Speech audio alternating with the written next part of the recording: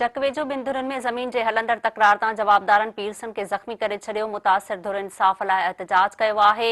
ॻोठ अब्दो में सोलंगी ऐं भैया बिरादरी जे ॿिनि धुरनि में ज़मीन जी मालिकीअ तां हलंदड़ तकरार तां हथियारबंदनि हथियारनि जा बट हणी पीरसन मोहम्मद इकबाल सोलंगीअ खे ज़ख़्मी करे छॾियो आहे, जंहिंखे अस्पताल मुंतक़िल कयो वियो। होॾां सोलंगी बिरादरी जे माण्हुनि मोहम्मद इकबाल सोलंगी, मोहम्मद अयूब, निसार अहमद, ख़ैर मोहम्मद, मसमात हुस्ना, इख्तियार ख़ातून ऐं ॿियनि पाक किताब खणी एहतजाज कंदे चयो आहे त जवाबदारनि ॻरा हथियार खणी असांजी निंड सुतल घर भातियुनि ते हमिलो करे ॾिनो, जंहिं सबबि मासूम ॿारनि तोड़ी औरतुनि में की हाट पइजी विया।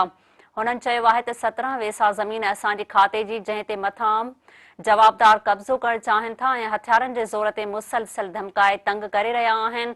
हुननि IG सिंध, DIG लाड़काणो ऐं SSP शिकारपुर खां मुतालबो कयो आहे त जवाबदारनि ख़िलाफ़ केस दाख़िल करे असां सां इंसाफ़ कयो वञे।